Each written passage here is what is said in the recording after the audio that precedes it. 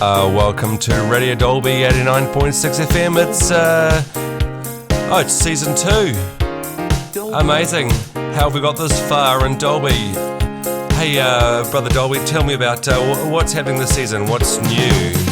Yeah, we've got a few changes lined up, Dylan. You know, we're going to change up the music a little bit, make it a bit more poppier, probably.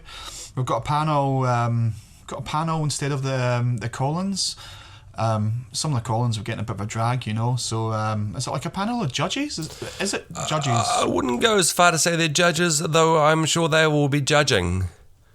Being Dolby City, but they're more. I would more refer to them as experts. We've got 2 experts who are going to be coming in every week, and one other expert in some sort of field who will be coming in from time to time.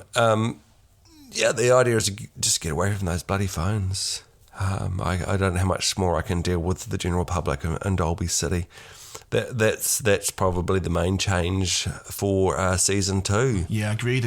Yeah, good change. But anyway, this week, Dylan, we're going to be talking about jobs here in Dolby City.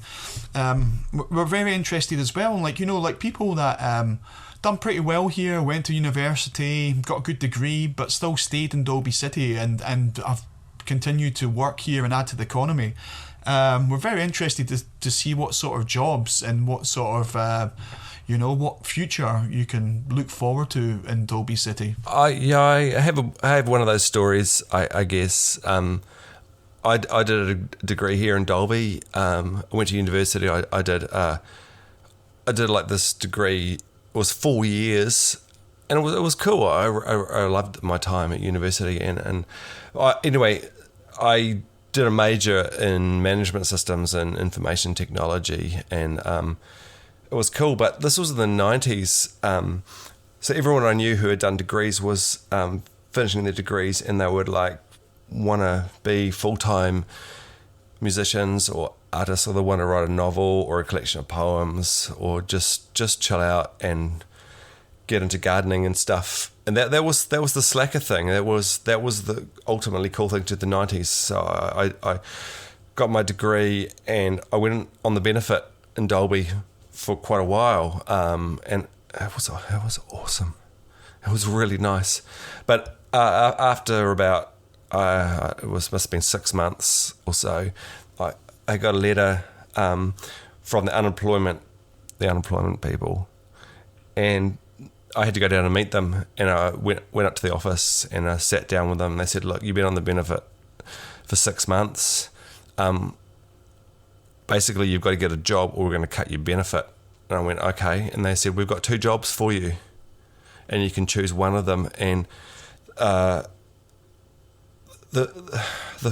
first one wasn't too bad. It was they wanted me to sell sausage, cook sausages on a barbecue in the sausage sizzle for the agricultural field days, whereas basically it's all the farmers from around Dolby come in with their cows and their sheep and their tractors and farm equipment and stuff, and they kind of like parade around and sell stuff. But they wanted me to sell sausages, but I was a vegetarian at the time. I swear they found that out.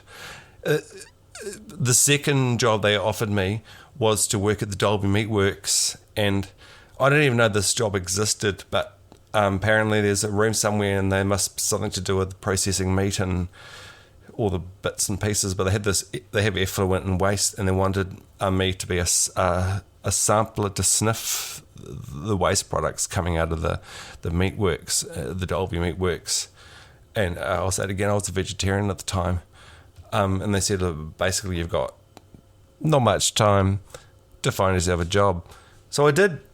I got a job as a relief postie, and I had this cool bike which got flat tires off, and I did get chased by dogs. But it was an awesome job. I started at 6 a.m. sorting mail, and I was on my bike about sort of 8 or 9, sunshine, rain, whatever, and delivering mail. It was awesome. And then my next job, I ended up wearing a suit, working at a bank as a financial consultant. It wasn't much fun. I would have rather been back on the benefit again. God, Dylan, you're going to make my story sound so bloody boring. You know me. I've from school straight to Radio Dolby. I was done my work experience here, finished school, came back here.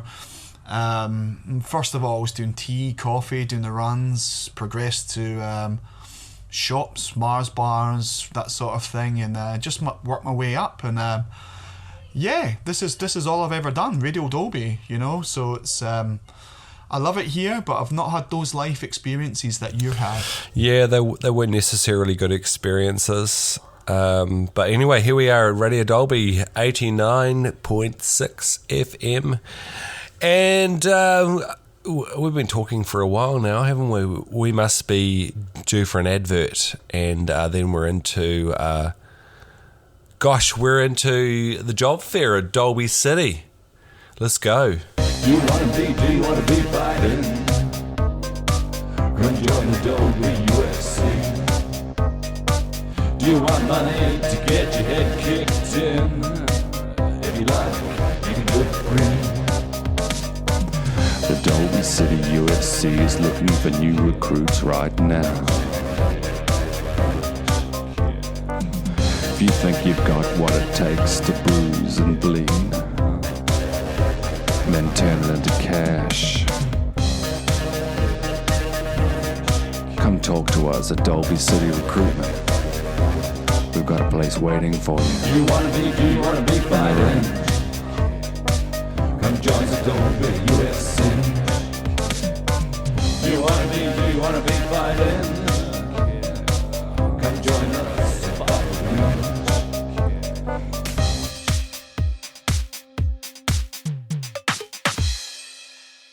So next up, we're going to be talking about the job fair, Dylan.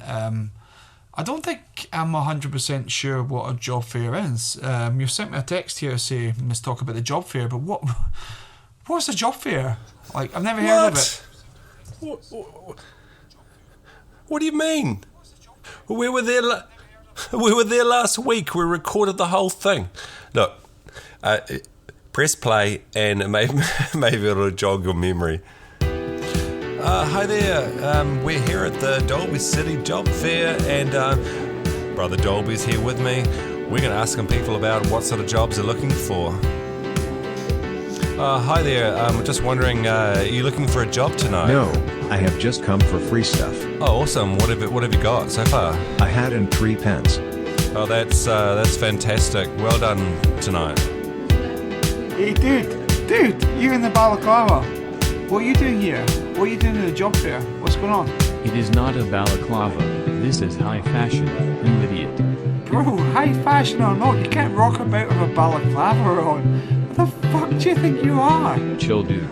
It is fucking Dolby City. Dolby City or not, you'll get jacked, bro. I just want a job at the mines. What job do you want? What job would you like? What job do you want?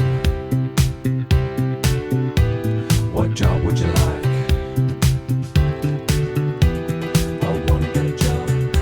Well, that's not too hard. I wanna get a job. We appreciate what I do. I wanna get a job. That fits into my lifestyle. I wanna get a job. And what I wanna be. I wanna get a job. That actualizes who I am.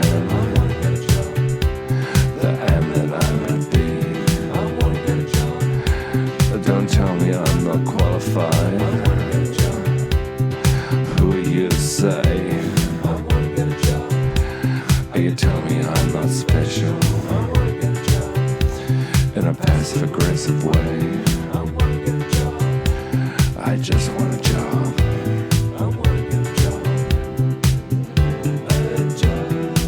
You're gonna rock up to a job at the mines with a balaclava. Yeah, I'm not quite sure why you'd need a balaclava in a mine. I've always assumed that mines are actually kind of dark and you can't see very much. Of course, Dylan, there's no reason why you wear a fucking balaclava in a mine either. A job where I can feel it. It's pulsing through my veins. My very reason for living. The real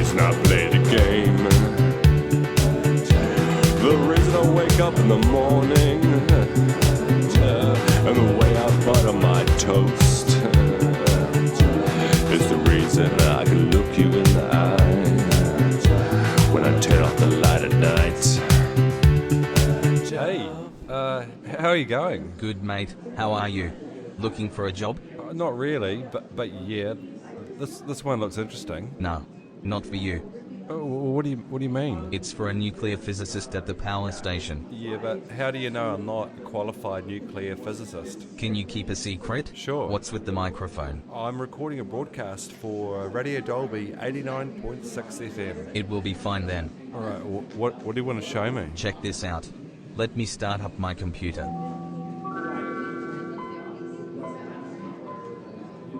Okay. So, what is it? Hang on. I am waiting for the icons to appear. Okay. It's just I got my microphone runs on batteries and stuff, and if it takes too long, I might not be able to record this. I would have to wait though. Okay, almost there. Okay. Still taking a while. Okay.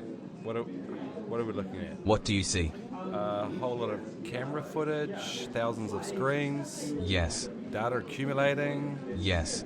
What is it? This is pure AI technology. Brought to you by a joint venture between the Scientologists and Dolby City Recruitment. And? Well, data is being collected at every camera point in Dolby and analyzed by AI software. And? Well, think about a camera that measures how long it takes you to process an instruction at an ATM machine, measured in milliseconds. And? Or recording your decision to pull or push that door. And? Tracing your license plate to your name, while at the same time, measuring your driving ability. And? Using facial recognition software. Analyzing every single action taken, from every single person in Dolby. 24 hours a day, 7 days a Okay, week. you got me. So, for what purpose? Jobs. It is part of a global experiment. The ultimate way to structure a society. Based on IQ? To be honest, it is nothing new. Okay. The real interesting thing from a HR perspective is when you look at historical data. The average score of an IQ test, using a pretty large sample of the general population, has been consistently around 100. This is within the range most people would consider to be smartish. Right, okay. That's... So, if you sample the Yep. IQ of a range of professions, you start to see a pattern. Yep, like what? People with an average IQ of 90 tend to be truck and van drivers, warehousemen, carpenters, Yep. cooks, bakers, and small farmers. Okay. That's An fine. average IQ of 100 are people like sheet metal workers, machine operators, shopkeepers, butchers and welders. Wow, okay. Yep. People with an IQ of 110 are salesmen, foremen, electricians, clerks, policemen and telephone operators. Yep. Go. Keep 120 are nurses, accountants, stenographers, Yeah. pharmacists, school teachers and managers. going. Awesome. 130 are lawyers, physicians, engineers, and surgeons. Keep going up. 140 are the research scientists and professors. So we're basically talking about predestination, your career determined by your IQ, is that it? Pretty much. The perfect way to structure a society. Well, that's disturbing, really, isn't it? It's, But it is already happening. okay. The US military has determined that anyone who has an IQ of less than 83 is a liability to their organization. All right. So how's that? They have been at the forefront of IQ research since World War I. Okay. The US military is huge and needs to sort of large amounts of people quickly. Yep. Like who is working in the kitchen, who is flying jet fighters, etc. Yeah. Let's not forget that the United States spends more on its military than the next 11 countries combined. No, let's not They forget know what that. they are talking about. Yeah. Yeah. Okay. They concluded that if you have an IQ of less than 83, there was not a single role you could take up in the military that would not be counterproductive. Right. So not even like cleaning the toilets and those sort of jobs wouldn't work at all. No. And Well, 1 in 10 people have an IQ of less than 83. right. And so that means So, with the technology we have, we can revolutionize the employment industry and society. As soon as you are old enough to step out of your house, we can determine your future job prospects. that's pretty messed up. Hey, do you have that data on me at all? Sure, wait up. You work on radio, right? Yep, that's the one. Dolby 89.6 FM. Don't quit your job. All right, hey, cool. Let's go to an ad. Are you feeling lost? no sense of direction. Do you need some help to find your way? We can help you find where you should be. A career direction. A career direction. The Dolby Employment Agency. We can find a job for you. Come make an appointment with one of our trained employment advisors. We've had 25 years in the industry, and we know about jobs, and we know about jobs, and we know about you.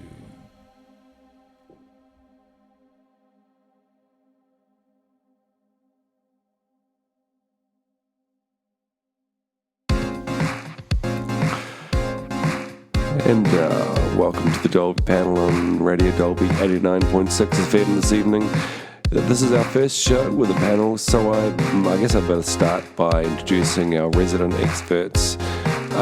First of all, we have Dr. Brian Johnson, Senior Lecturer in Psychology at Dolby University. Good evening. And our other panel member is local social media influencer Mandy Flowers. It's #Mandia. You can find me on Instagram, Facebook, YouTube, Twitter, Pinterest, LinkedIn, Tumblr, Flickr, Vimeo, BizSugar, Blogspot, WhatsApp, TikTok, Reddit, Quora, and Buzzsprout. Okay. All right. Hey, thanks for that. Our special guest tonight is Lauren Beard from, she's a careers advisor and HR specialist. Thanks for inviting me. It's an absolute pleasure. This evening, I'd actually like to start with Dr. Johnson and ask about the psychology of applying for a job. Well, tonight, since we are talking about jobs, I would like to talk about the Hewlett-Packard internal report. All right, go on. Well, it seems when it comes to the qualifications required for a new job, men apply for a job when they meet only 60% of the qualifications, but women apply only if they meet 100% of them. So tell me about, like, when you applied to run the psychology department at Dolby University, were you 100% qualified? Of course, I had just received a doctorate. So where from?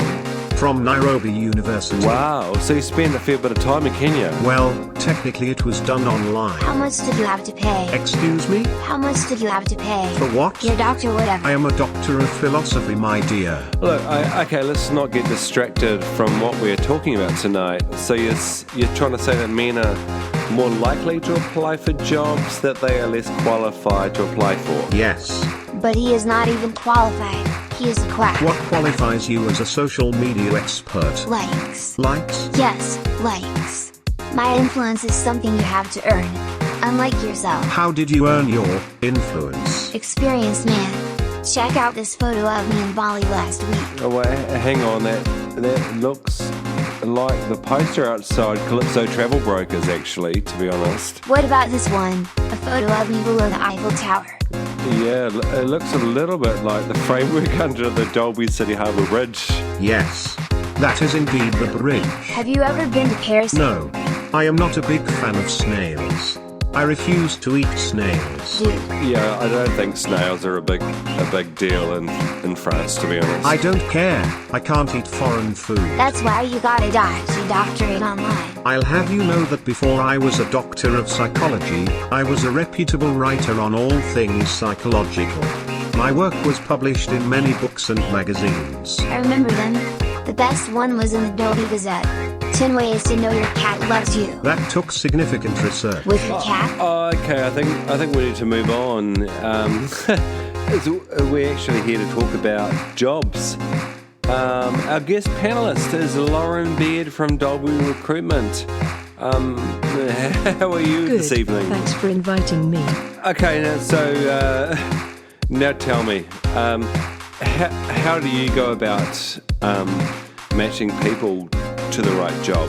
Well, I have been doing this for a long time now, and I can generally match a person to the perfect job using 5 simple questions. Only 5? Do you want to have a go? Oh, yes, please. Let's pretend you have come to my office to find a new career. Okay. You ready? Fire away. How are you today? Good. Did you take the bus to get here today? Yes, I did. What did you have for breakfast?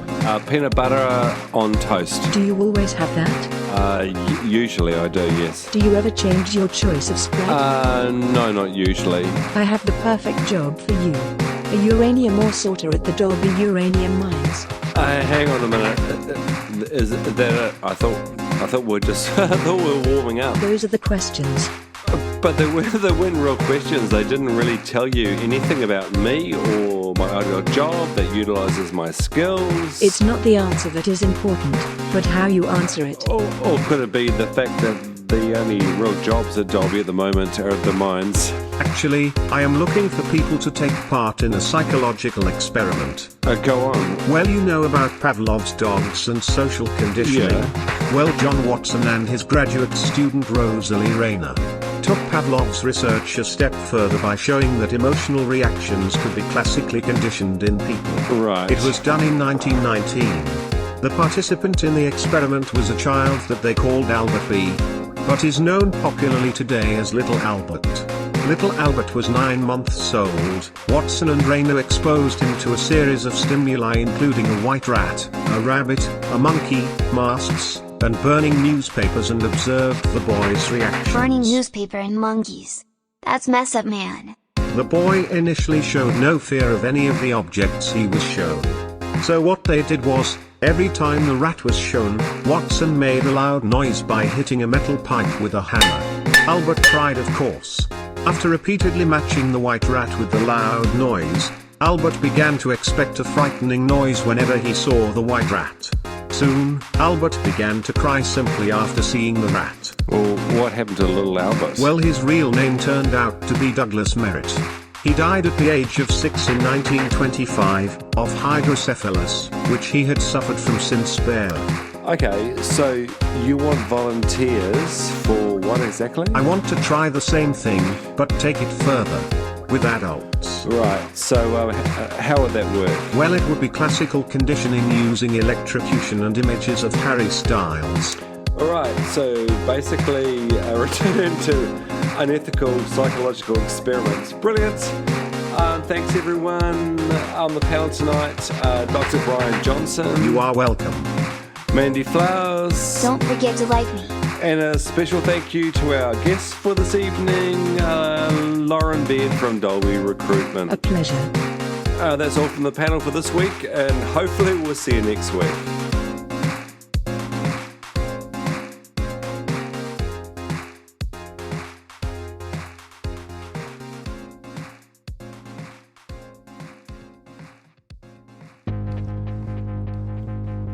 Oh, nice, Dylan. It's that new beat, eh?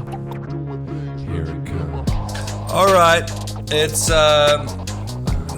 song of the week. Drew Dolby, what's song of the week this week? Tell me about it. Dylan, it's actually a song we tried to get on last season, but we ended up making 8 episodes instead of 10. It's a great song. It's called Work For It. It's one of my favourites. And I also want to say, Dylan, I like the panel, you know. It's a good idea, a good change, you know, from last season. So kudos to you, my man. Great. Well, it comes down to you. What is it that you really want?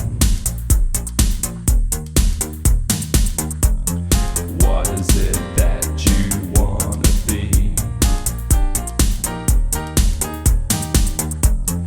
What is it that you want to achieve? You can go for it. You can do it. You can take everyone with you.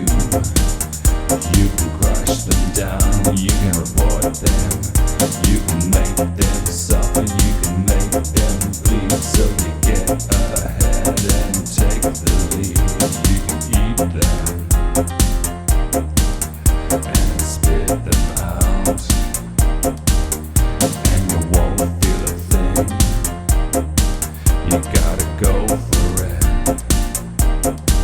You gotta go for it.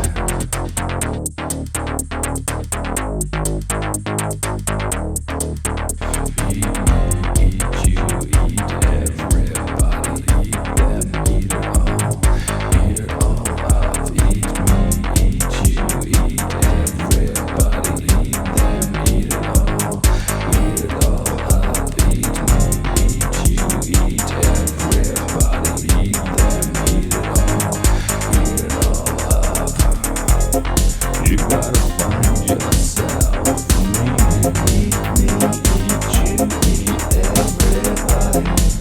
A meaning for your life. Eat it all. Eat it all up. You gotta find yourself a reason. Eat me, eat you, eat everybody. A reason to live your life. Eat it all. Eat it all up for it. Thank you very much for this evening. If you bothered to tune in, if you feel like it, listen to us next week, where I think possibly we're probably going to be talking about food and things you like to eat in Dolby City. Yes.